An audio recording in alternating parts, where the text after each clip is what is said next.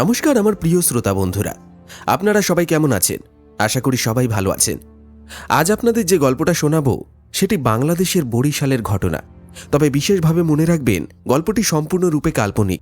তাই আমাদের একান্ত অনুরোধ, অনুগ্রহ করে কেউ গল্পটির সঙ্গে বাস্তবের কোনো মিল খোঁজার চেষ্টা করবেন না। গল্পটি সম্পূর্ণভাবে বিনোদনের উদ্দেশ্যে নির্মিত হয়েছে, এর সাথে বাস্তবের কোনো মিল নেই। আমাদের আগের এপিসোড থেকে যে প্রশ্নটি রাখা হয়েছিল তার সঠিক উত্তর যারা দিয়েছেন তাদের নাম আজকের গল্পের শেষে ঘোষণা করা হবে। তাহলে চলুন মন দিয়ে শুনুন আজকের গল্প। গল্পটি ভালো লাগলে একটি লাইক করে আপনার নাম এবং আপনি কোন জায়গা থেকে গল্পটি শুনছেন কমেন্ট বক্সে লিখে জানাতে ভুলবেন না। আজ আপনি শুনতে চলেছেন লেখিকা মিলি ঘোষের কলমে গ্রাম বাংলার ভূতের গল্প মরার সাথে মাঝ নদীতে। গল্প পাঠে এবং বিশেষ কয়েকটি পুরুষ চরিত্রে থাকছে আমি সুদর্শন। আজ আমার সঙ্গে বিভিন্ন কণ্ঠে থাকছে পূর্ণ, দীপঙ্কর, নীলাশিস, রূপঙ্কর এবং সুপমা। গল্পের পোস্টারটি ডিজাইন করেছে চিত্রায়ন। শুরু হচ্ছে মরার সাথে মাঝ নদীতে।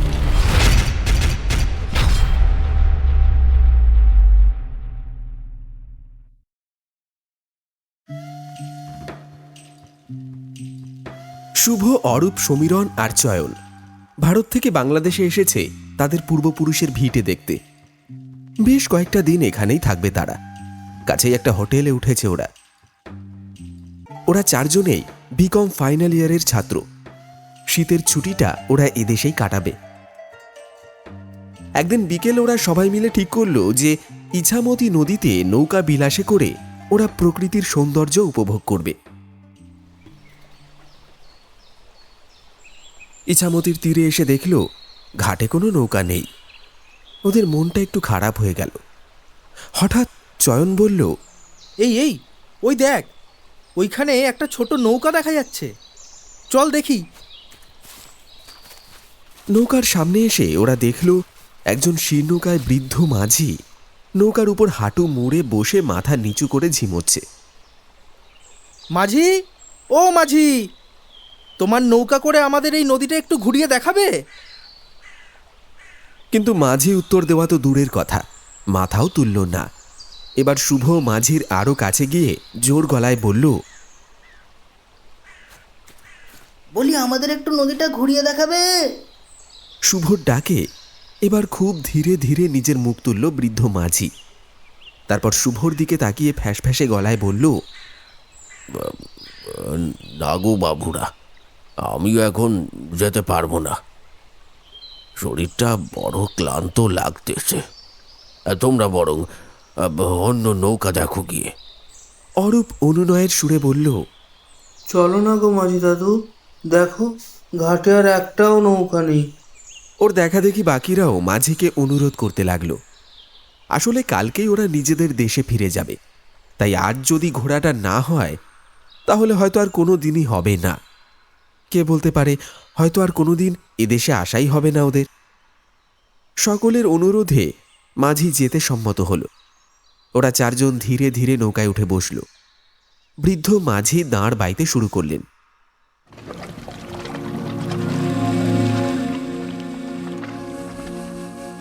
ইছামতির বুকে নৌকায় ভেসে চারিদিকের সৌন্দর্য উপভোগ করতে করতে সমীরণ গান ধরল। তা বাবারা, তোমরা বুঝি এখানে বেড়াতে এসো? মাঝির প্রশ্ন শুনে সমীরণের গান থামল। তারপর বলল, হ্যাঁ, আসলে এদেশে আমাদের পূর্বপুরুষের ভিটে ছিল। যদিও দেশভাগের পর এখন আর কিছুই অবশিষ্ট নেই, কিন্তু নারীর টান তো থেকেই যায়, তাই না?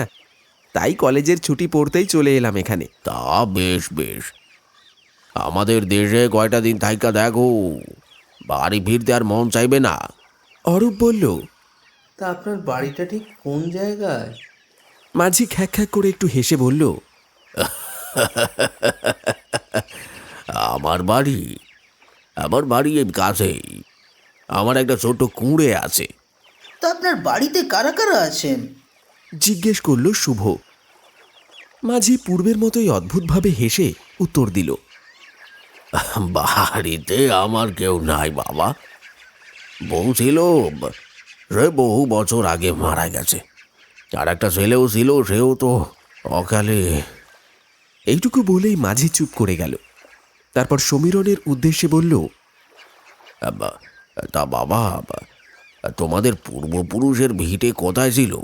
আগে বরিশালের সুন্দরগাঁও গ্রামে। বেশ বেশ বেশ। তা বলি, ওখানকার কোন বাড়ি? আসলে ওখানে আমার জ্যাঠার বাড়ি ছিল এক সময়। সে আজ থেকে বহু বছর আগের কথা। এখন আর কিছু নাই। আগে দীননাথ ঘোষের বাড়ি, উনি আমার ঠাকুর দাদা ছিলেন, বলল সমীরণ। আর এমন সময় হঠাৎ করেই ওদের নৌকাটা কেমন যেন অদ্ভুত রকম দুলে উঠল। আরে এ তো অবাক কাণ্ড, কোথাও কোনো হাওয়া নেই, বাতাস নেই, তবুও নৌকাটা দুলে ওঠার কারণ কি? এবার ওদের নৌকাটা থেমে গেল। শুভ অবাক হয়ে বলল, কি হলো মাঝি? নৌকাটা থামালে কেন? মাঝি কোনো উত্তর দিল না। নৌকাটা আবার চলতে শুরু করল। মিনিট দুয়েক পর বৃদ্ধ মাঝি কি মনে হতে ছেলেদের উদ্দেশ্যে বলল, বাবারা, যদি কিছু মনে না করো তাহলে তোমাদের একখানা গল্প শোনাই। চয়ন তাড়াতাড়ি বলল, হ্যাঁ হ্যাঁ, নিশ্চয়ই।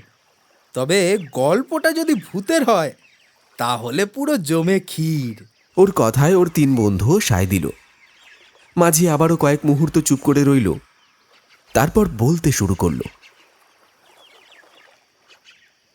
সময়টা মাঘ মাস। শীতের হিমেল হাওয়া আর কুয়াশার চাদরে ঢেকে রয়েছে চারিদিক। টুপটুপ করে ঝরে পড়ছে ভোরের শিশির। অন্যান্য বারই সময় মৌমাছিরা মধুর গুঞ্জনের চারিদিক মুখরিত করে তুলত। বিস্তীর্ণ মাঠ জুড়ে হলুদ রাঙা সর্ষে ক্ষেত আর রং বেরঙের ফুলের বাগানের অপরূপ সৌন্দর্যে দু চোখ যেন জড়িয়ে যায়। কৃষকরা শীতের চাদর গায়ে লাঙল নিয়ে খেতে চাষের কাজে ব্যস্ত। হাটে বাজারে নানান রকম শাক সবজিতে সাজানো ডালি নিয়ে ব্যবসায়ীরা তাদের পসরা সাজিয়ে বসেছে। খেজুর গাছে বাঁধা থাকে রসের হাড়ি, আবার কখনো বা সেই হাড়ি নামাতে ব্যস্ত থাকে গাছিয়া।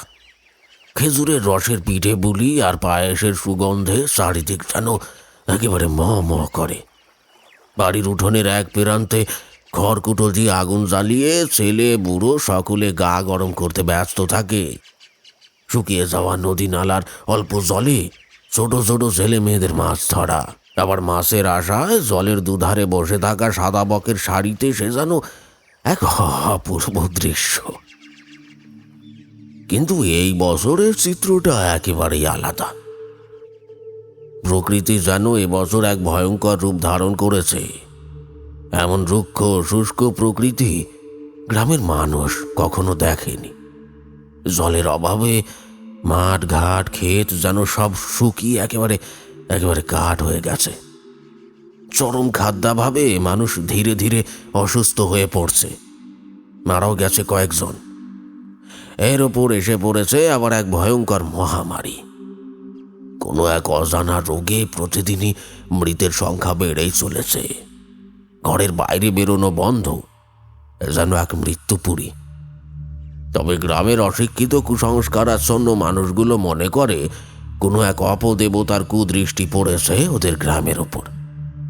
কিন্তু এইভাবে বেশি দিন চলতে থাকলে গ্রামের পর গ্রাম তলিয়ে যাবে মৃত্যুর অতলে।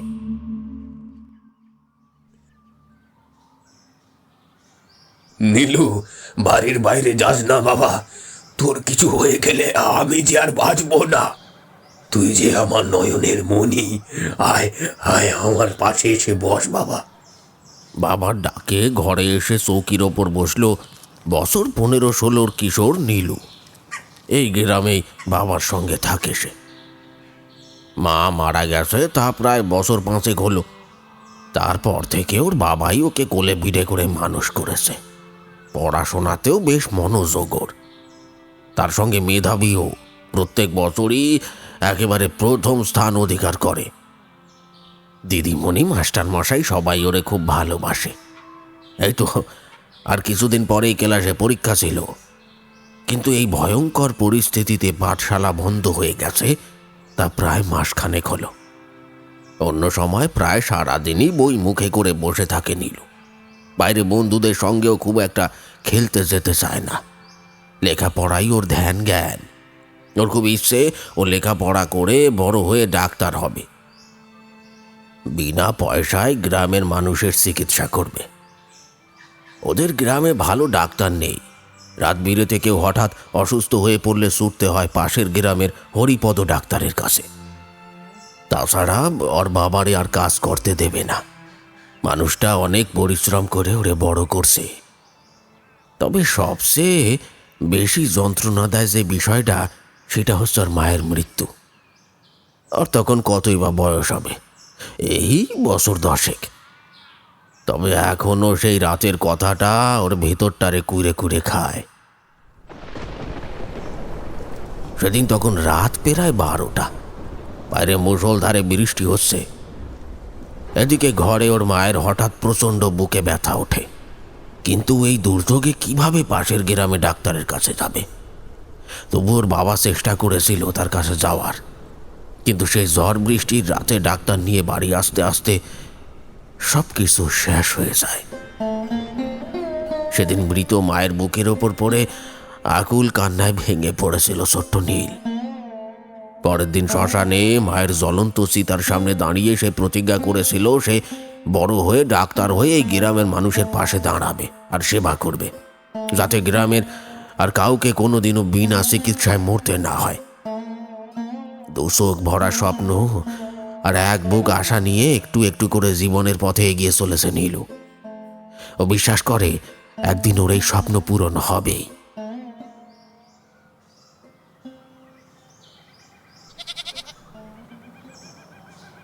রান্নাঘরে বাঁধা ছাগলের ডাকটা শুনে নীলু ওর বাবাকে বলল,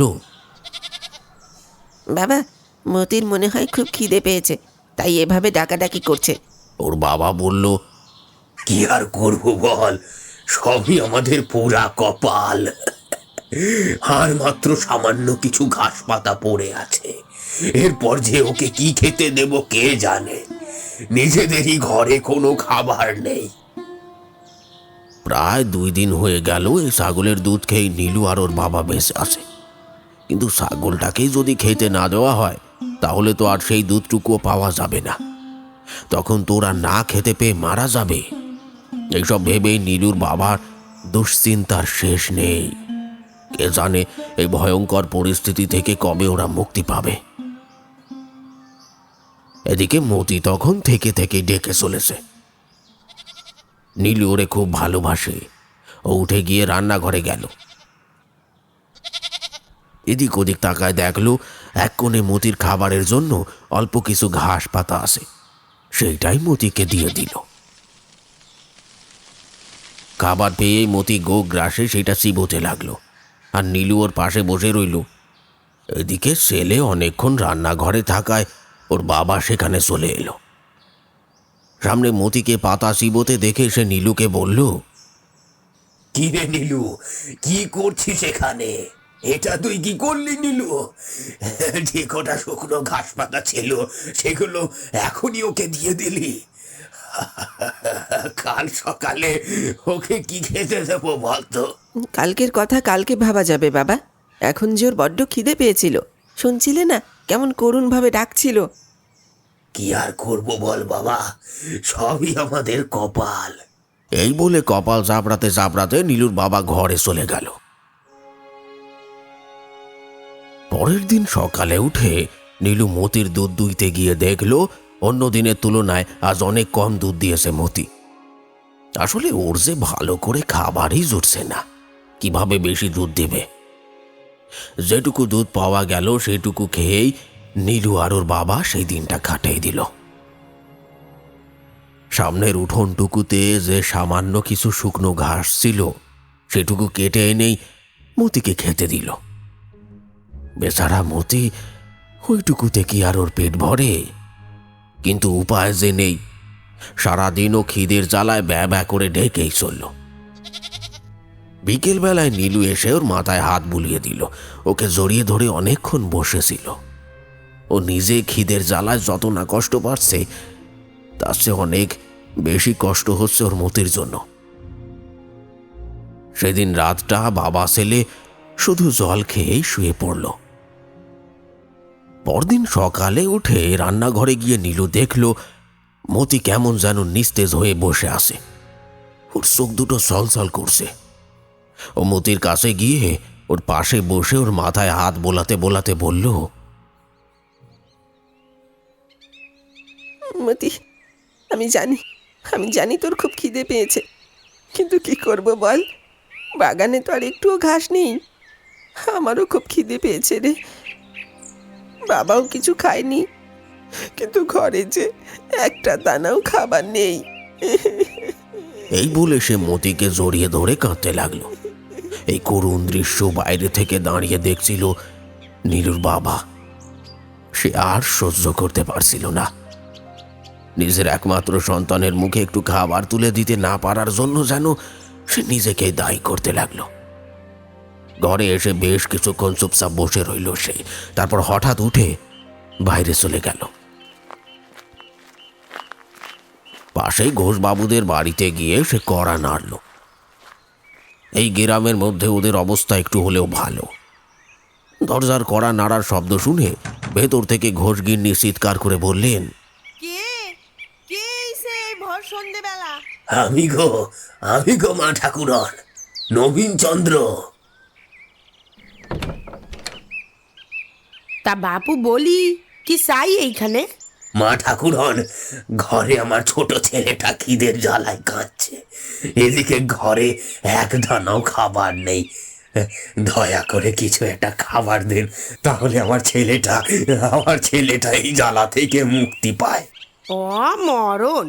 তা বলি এখানে কি দান সত্র খোলা হয়েছে নাকি?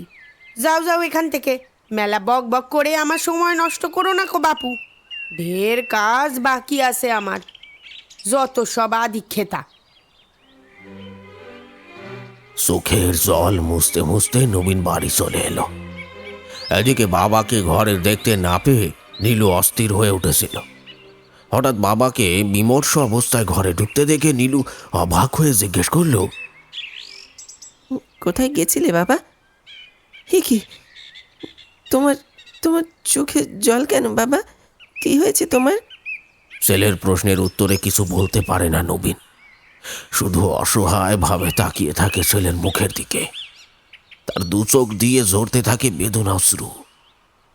নীলু দু হাতে তার বাবার চোখের জল মুছিয়ে দেয়, তাকে সান্ত্বনা দিয়ে বলে, কিছু ভেবো না বাবা, দেখো খুব তাড়াতাড়ি সব কিছু ঠিক হয়ে যাবে। ছেলেকে বুকে জড়িয়ে ধরে নবীন। এরপর প্রায় 3 দিন অনাহারেই কেটে যায় ওদের।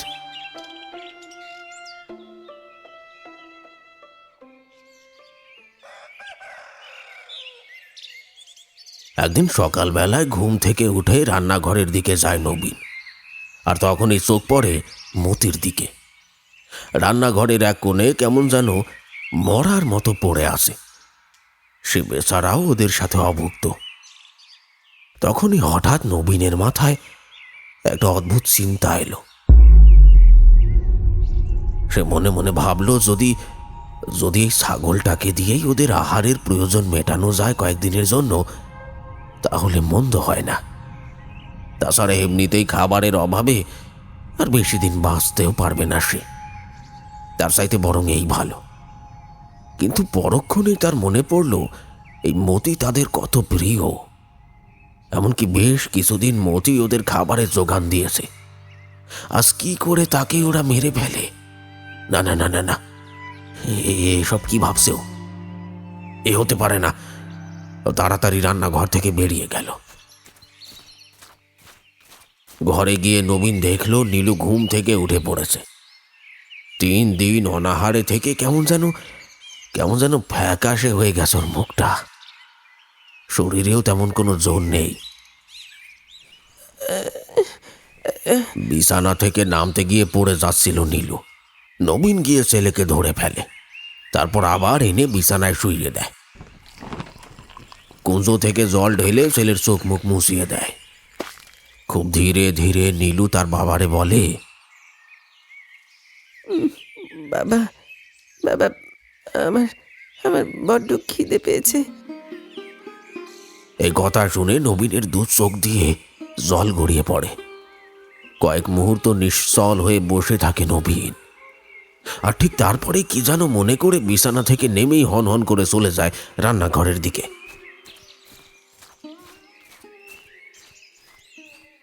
রান্নাঘরের কোণে বাঁধা অবস্থায় বসে মতি ধুঁকছে। কয়েক মুহূর্ত ওর দিকে বিস্ফারিত চোখে তাকিয়ে রইল নবীন। তারপর এদিক ওদিক তাকিয়ে একটা মোটা লোহার রড খুঁজে পেল, আর পরক্ষণে শরীরের সমস্ত শক্তি সঞ্চয় করে সেটা দিয়ে মতির মাথায় মারল এক বাড়ি। আর প্রায় সঙ্গে সঙ্গে মতির নিথর দেহটা মাটিতে লুটিয়ে পড়ল। ওর কান আর মাথা থেকে গড়িয়ে পড়ল রক্তের ধারা। মুহূর্তের জন্য তার সমস্ত শরীরটা যেন একবার কেঁপে উঠল। আর তারপরেই ওদিকে রান্নাঘর থেকে আওয়াজ পেয়ে নীলু অতি কষ্টে বিছানা থেকে নেমে রান্নাঘরের দিকে এগিয়ে এলো। আর পরক্ষণেই দেখল সেই নির্মম দৃশ্যটা। ওর বাবা দেওয়ালে পিঠ দিয়ে পাথরের মতো দাঁড়ায় আছে। তার পায়ের কাছে পড়ে আছে একটা মোটা লোহার রড, আর তার থেকে মাত্র কয়েক হাত দূরে মেঝের ওপর লুটিয়ে পড়ে আছে মতির প্রাণহীন নিথর দেহটা। মতি, মতি, মতি, মতি, মতি, কি হয়েছে তোর?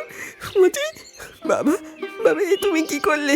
তুমি মতিকে মেরে ফেললে তুমি। বলেই মতি দেহের উপর পড়ে হাউমাউ করে কেঁদে উঠল। এরপর ওই মতির মাংস দিয়েই কয়েকদিন ক্ষুধা নিবারণ হলো।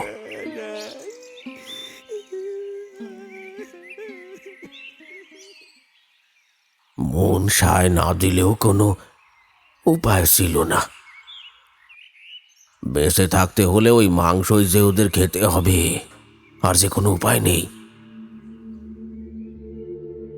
আবার 2 দিন পর থেকেই তারা অনাহার দিন যাপন করতে আরম্ভ করলো। একটা সময় এমন পরিস্থিতির সৃষ্টি হলো যে দেওয়ালের পোকামাকড় যাই পেল সেগুলো আগুনে জ্বলসে খাওয়া শুরু করলো ওরা। ফলে ক্রমশই শরীর খারাপ হতে থাকে। একদিন রাত্রে নীলুর প্রচণ্ড জ্বর এলো, সেই সঙ্গে বমি। ওর শরীর ক্রমশ যেন দুর্বল হয়ে পড়তে থাকে। নীলুর বাবা একদিন ডাক্তারের কাছে গিয়েছিল, কিন্তু তিনি নীলুকে দেখতে আসা তো দূরের কথা, ঘরের দরজা পর্যন্ত খোলেননি। অসহায় নবীন সেদিন চোখের জল মুছতে মুছতে ঘরে ফিরেছিল। ওষুধ তো দূরের কথা, ঘরে এক দানা খাবারও নাই।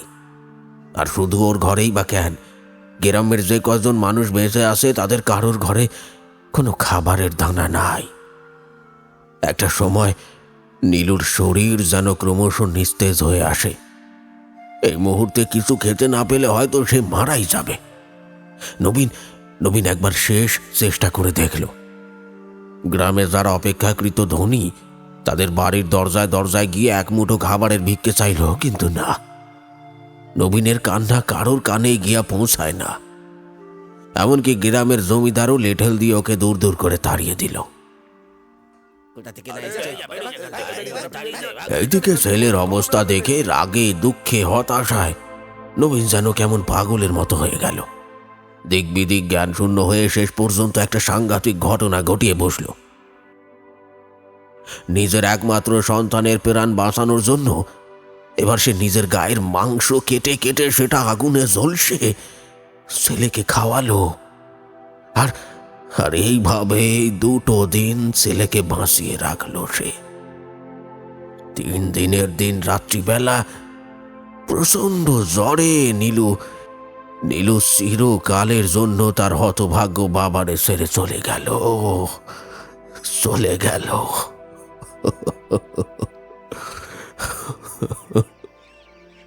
এই পর্যন্ত বলে মাঝি আকুল কান্নায় ভেঙে পড়ল। মাঝিকে এভাবে কান্নায় ভেঙে পড়তে দেখে অরূপ বলল, তারপর নবীনচন্দ্রের কি হলো? বৃদ্ধ মাঝি তখন কান্না থামিয়ে আবার বলতে শুরু করল,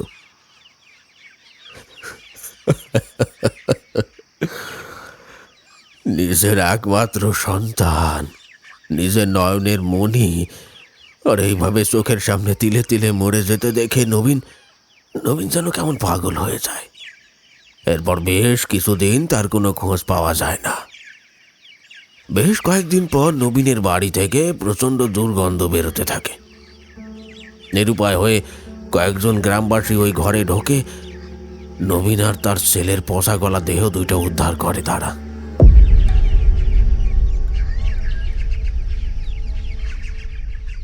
এই পর্যন্ত বলে চুপ করে যায় মাঝি। ছেলেগুলোর মুখেও আর কোনো কথা নেই। বিকেলের পড়ন্ত আলোয় প্রকৃতি যেন অপরূপা হয়ে উঠেছে। গোধূলির রক্তিম আভায় নদীর জলরাশি চিকচিক করে উঠছে। বৃদ্ধ মাঝির মুখ থেকে নবীনচন্দ্র আর তার ছেলে নীলুর গল্প শোনার পর থেকেই ছেলেগুলোর মন যেন ভারাক্রান্ত হয়ে উঠেছে।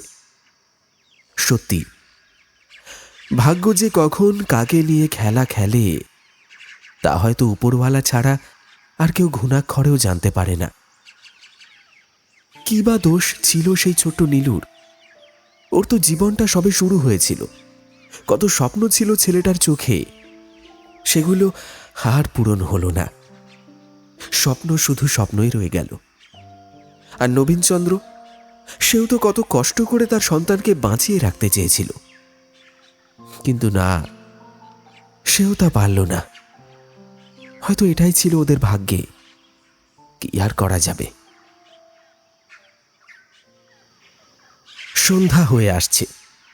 এবার ওদের ফেরার পালা। নৌকা বিহারটা ওদের খুব ভালোই হলো। ওরা চার বন্ধু নিজেদের মধ্যেই কথা বলছিল। এমন সময় হঠাৎ মাঝ নদীতে ওদের নৌকাটা পাক খেতে শুরু করলো। ওরা প্রচণ্ড ভয় পেয়ে গেল। অরূপ ভয়ার্ত কণ্ঠে বলে উঠল, এ কি এ কি কি কি কি হচ্ছে এসব? নৌকাটা এভাবে ঘুরছে কেন? মাঝি দাদু, ও মাঝি দাদু, এসব কি? হঠাৎ মাঝি একটা প্রচণ্ড বিকট অট্ট হাসিতে ফেটে পড়ল।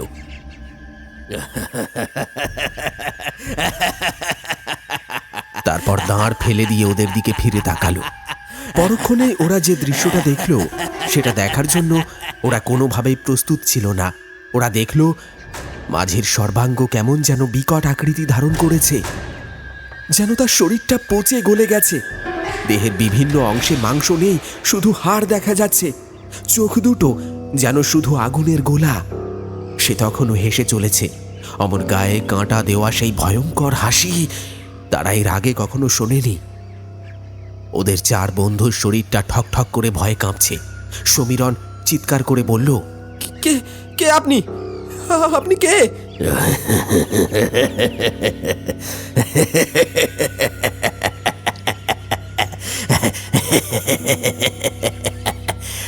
আমি কে? কেন? আমার এমন বিভৎস চেহারা দেখো চিনতে বুঝি খুব অসুবিধা হচ্ছে? কি দোষ ছিল সেদিন আমার ছোট্ট ছেলেটার, যে ওকে এভাবে না খেতে পেয়ে মরতে হলো? সেদিন তোমার ঠাকুমার কাছে এক মুঠো খাবার ভিক্ষে চাইতে গেছিলাম আমার ছেলেটার জন্য। তোমার ঠাকুরদা তো গ্রামের মধ্যে সবচেয়ে ধনী ব্যক্তি ছিলেন। তিনি কি পারতেন না আমার ছোট্ট নীলুর জন্য একটু খাবার দিতে? কিন্তু খাবার দেওয়া তো দূরের কথা, তোমার ঠাকুমা আমারে দূর দূর করে তাড়ায় দিলেন। সেদিন যদি তোমার ঠাকুমা আমার একটু খাবার দিতেন, তাহলে হয়তো আমার নীলুটার এভাবে মরতে হতো না। বলেই মাঝি বিকট চিৎকার করে কেঁদে উঠল। সমীরণ প্রচণ্ড ভয়ে কাঁপতে কাঁপতে বলল, তার মানে আপনি নবীনচন্দ্র? আমি সেই হতভাগ্য বাপ, যে কিনা নিজের একমাত্র সন্তানের মৃত্যুর সময় তার মুখে এক দানা খাবার তুলে দিতে পারে নাই, বাঁচাইতে পারি নাই জমের হাত থেকে। তারপর কিছুক্ষণ চুপ করে রইল সে। চয়ন ভয়ে কাঁদতে কাঁদতে বলল, আমাদের যেতে দিন, আমরা বাড়ি যাব। যাবে বই কি বাবা, তবে বাড়ি নয়, আমার ছেলের কাছে। কি বলছেন কি আপনি? আপনার ছেলের কাছে মানে? বলল সমীরণ। বৃদ্ধ পূর্বের মতোই আবার প্রচণ্ড হাসিতে ফেটে পড়ল। তারপর তার ওই মাংস খসে যাওয়া হাড় বেরোনো দুটো হাত বাড়িয়ে দিল সমীরণের দিকে সমীরণ ভয়ে চিৎকার করে উঠল। হাত দুটো চেপে বসলো সমীরণের গলায়। তারপর সমীরণকে শূন্যে তুলে ধরল, চিৎকার করার চেষ্টা করলো, কিন্তু ওর মুখ দিয়ে একটা গোঙানি ছাড়া আর কোনো শব্দ বেরোলো না। ও কাটা পাঁঠার মতো ছটফট করতে লাগলো, আর পরক্ষণে প্রাণহীন শরীরটা শূন্য থেকে খসে পড়ে ডুবে গেল ইছামতির জলে। এই বীভৎস দৃশ্য দেখে শুভ, অরূপ আর চয়ন নিজেদের প্রাণ বাঁচাতে নদীতে ঝাঁপ দিল। ওরা সবাই সাঁতার জানত। ওরা সাঁতরে পাড়ে উঠে এলো। শুভ ভয়ে ভয়ে একবার পেছন দিকে তাকালো, কিন্তু সেই নৌকা আর মাঝিকে কোথাও দেখা গেল না। ওরা ভয়ে দৌড়ানোর চেষ্টা করলো, কিন্তু ওদের সমস্ত শক্তি যেন কোথাও উধাও হয়ে গেছে। মনে হচ্ছে পা দুটোকে যেন কেউ শক্ত দড়ি দিয়ে বেঁধে রেখেছে। ওটা কি? এবার চয়নের কথায় সবাই সামনের দিকে তাকালো, আর দেখল ওদের থেকে মাত্র কয়েক হাত দূরে দাঁড়িয়ে আছে দুটো কালো অবয়ব, একটা মানুষের আর একটা ছাগলের। ওদের চোখ দুটো আগুনের ভাঁটার মতো জ্বলছে। শুভ কাঁপা কাঁপা গলায় বলল, নীলু আর ছাগল ছাগল মতি। তখন ওদের শিরদাঁড়া দিয়ে একটা ঠান্ডা রক্তের স্রোত বয়ে যাচ্ছে। হাত পাগুলো কেমন যেন অসাড় হয়ে গেছে। ওরা মনে মনে ভাবল, আর বোধহয় ওদের বাড়ি ফেরা হবে না। এই বিদেশ বিভুইয়ের এই অশরীরীর হাতেই ওদের মরতে হবে। কি কুক্ষণেই যে ওরা সমীরণের সঙ্গে এদেশে এসেছিল তাকে জানে। হঠাৎই পেছন থেকে একটা বিকট হাসি শুনতে পেয়ে ওরা তিনজনেই পেছন ফিরে তাকালো। দেখলো ওদের সামনে দাঁড়িয়ে রয়েছে সেই বৃদ্ধ মাঝি নবীনচন্দ্র। চয়ন বহু কষ্টে দুহাত জোর করে বলল, আমাদের ছেড়ে দাও, আমরা তো তোমাদের কোনো ক্ষতি করিনি। যা করেছে সমীরণের পরিবার, তার প্রতিশোধ তো তুমি নিয়েছো। দয়া করে আমাদের ছেড়ে দাও। না, তোদের ছাড়বনি, তোদেরও মরতে হবে। তোদের ওই বন্ধুর মতোই তোদের মরতে হবে। এই বলে সে তার বিভৎস হাত দুটো বাড়িয়ে দিল চয়নের দিকে। চয়ন দৌড়ে পালানোর চেষ্টা করলো বটে, কিন্তু পারল না। তারপর সেই বিভৎস হাত দুটো চয়নের গলা ধরে তাকেও শূন্যে তুলে ধরে। চয়ন ছটফট করে, মুখের ভেতর থেকে জিভটা যেন বেরিয়ে আসে। তারপর একটা বিকট শব্দ করে চিরদিনের মতো এই পৃথিবী থেকে বিদায় নেয়।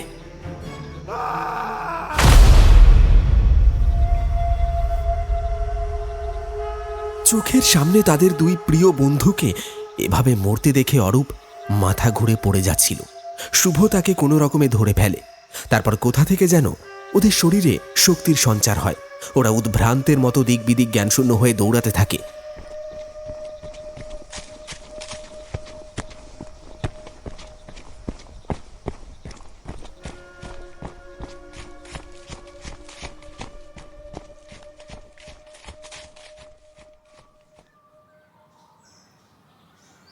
পরের দিন সকালে ইছামতির পাড় থেকে চৈতন্যহীন অবস্থায় শুভকে উদ্ধার করে কয়েকজন গ্রামবাসী, কিন্তু অরূপের কোনো খোঁজ পাওয়া যায় না। জ্ঞান ফিরলে শুভ গ্রামবাসীদের সব কথা খুলে বলে, এবং তারপর তাদের কাছ থেকে জানতে পারে যে মৃত্যুর পর নবীনচন্দ্র আর তার ছেলে নীলু এবং মতিয়ার আত্মা আজও শান্তি পায়নি। নবীনচন্দ্র ছিলেন মাঝি।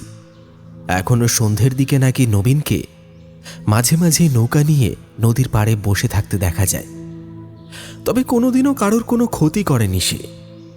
এমনকি নীলু আর মতিকেও নাকি অন্ধকারে নদীর ধারে মাঝে মাঝেই ঘুরে বেড়াতে দেখা যায়। কিন্তু কিন্তু আমাদের আরেক বন্ধু অরূপ কোথায়? জিজ্ঞেস করল শুভ।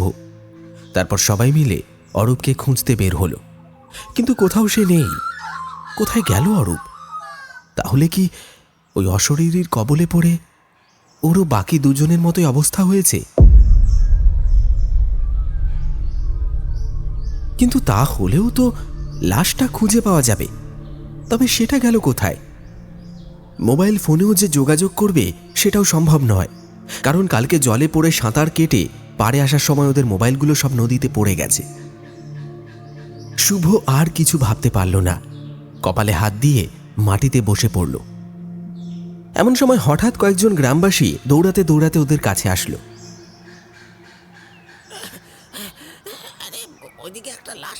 কথাবার্তায় শুভ বুঝতে পারল কিছু একটা অঘটন ঘটেছে। ও তাড়াতাড়ি উঠে লোকগুলোর কাছে গিয়ে পুরো বিষয়টা জানতে চাইল। ওদের কাছ থেকে পুরো বিষয়টা শুনে শুভ পাগলের মতো দৌড়াতে দৌড়াতে ওদের বলা জায়গাটার দিকে গেল আর দেখল একটা বড় আম গাছের মগডাল থেকে ঝুলছে অরূপের নিথর প্রাণহীন শরীরটা। একটা মোটা দড়ি ওর গলায় এঁটে বসেছে। ওর চোখগুলো যেন কোটর থেকে বেরিয়ে আসছে আর মুখটা কেমন যেন ফ্যাকাশে হয়ে গেছে। মনে হচ্ছে কোনো কিছু দেখে প্রচণ্ড ভয় পেয়েছে। এই দৃশ্য দেখে শুভ আবার জ্ঞান হারালো। গ্রামবাসীরা ওর চোখে মুখে জল ছিটিয়ে দিয়ে জ্ঞান ফেরালো। তারপর শুভর অনুরোধেই তারা ওকে সেই গ্রামে নিয়ে গেল যেখানে নবীনচন্দ্র আর তার ছেলে থাকত। বাড়িটা এখন আগাছার ঝোপে ঢেকে আছে। নবীনচন্দ্র আর নীলুর মৃত্যুর পর নাকি কেউ আর ওই বাড়িতে কোনোদিনও প্রবেশ করেনি। বাড়িটার আশেপাশে সেরকম কোনো জনবসতি নেই। এছাড়া বাড়িটা নিয়ে নাকি নানান রকম অলৌকিক কথাও শোনা যায়। কেউ কেউ বলে অমাবস্যা পূর্ণিমায় নাকি এই বাড়ির পাশ দিয়ে যেতে গিয়ে অনেকেই বাড়ির ভেতর থেকে নানান রকম আওয়াজ শুনতে পেয়েছে। নীলু আর মতিকে অনেকে ঘোরাফেরাও করতে দেখেছে। পাশের ঘোষবাড়িটাও পরিত্যক্ত অবস্থায় পড়ে আছে। নবীন এবং তার ছেলের মৃত্যুর পর নাকি একদিন হঠাৎ করে ঘোষবাবুদের বাড়িতে আগুন লেগে যায়। বাড়িতে তখন ঘোষবাবু একাই ছিলেন। ঘোষগিন্নি তার ছেলেকে নিয়ে তখন বাপের বাড়িতে ছিলেন। আর সেই আগুনেই ঘোষবাবু ঘরের ভেতরেই দগ্ধ হয়ে মারা যান। কিন্তু অনেক তদন্ত করেও কিভাবে যে অমন বিধ্বংসী আগুন লেগেছিল সে কথা জানা যায়নি। ওই ঘটনার পর ঘোষগিন্নি তার সন্তানকে নিয়ে বাপের বাড়ি চলে যান আর কোনোদিনও এখানে ফিরে আসেননি। সেই দুর্ভিক্ষে নাকি এই গ্রামের বেশিরভাগ মানুষই মারা গিয়েছিল। যে দুই একজন বেঁচে ছিল তারাও নাকি ঘটনার পর গ্রাম ছেড়ে অন্যত্র চলে যায়। নিজের 3 বন্ধুকে হারিয়ে শুভ কেমন যেন পাথরের মতো হয়ে গিয়েছিল। গ্রামবাসীরাই ওকে ওর হোটেলে পৌঁছে দেয়। পরের দিন ও নিজের বাড়ি ফিরে যায়। ওর বাড়ির পাশেই ছিল সমীরনের বাড়ি। বিকেলবেলায় ও সমীরনদের বাড়ি গেল। ওর ঠাকুমা তখন ঘুমোচ্ছিলেন। সমীরনের বাবা মা কেউ বেঁচে নেই। ও যখন খুব ছোট তখন একদিন একটা অ্যাক্সিডেন্টে ওর বাবা মা দুজনেই মারা যান। ওর ঠাকুমাই ওকে কোলে পিঠে করে মানুষ করেছেন। এখন তিনি বয়সের ভারে জবুথবু। শুভ গিয়ে ঠাকুমাকে ঘুম থেকে ডেকে তুলল। তারপর তার পাশে বসে তাকে সব কথা খুলে বলল। শুভর কাছ থেকে সব কথা শুনে তার মনের গহীনে ভেসে উঠল পুরনো সব স্মৃতি। নিজের সেই অপরাধের জন্য নিজের উপরেই ঘৃণা হচ্ছিল তার। মনে মনে তিনি ভগবানের কাছে ক্ষমা প্রার্থনা করতে লাগলেন। নিজের একমাত্র সম্বল আদরের নাতিকে হারিয়ে তিনি যেন আজ এই শেষ বয়সে এসে একেবারে নিঃস্ব। মনে মনে ভাবলেন, আজ হয়তো ভগবান তার নাতিকে তার বুক থেকে কেড়ে নিয়ে তাকে বুঝিয়ে দিলেন সেদিন নবীনচন্দ্রের তার ছেলেকে হারানোর যন্ত্রণাটা। হয়তো এভাবেই একদিন সকলকে তার পাপের প্রায়শ্চিত্ত করে যেতে হয় নিজের অজান্তেই।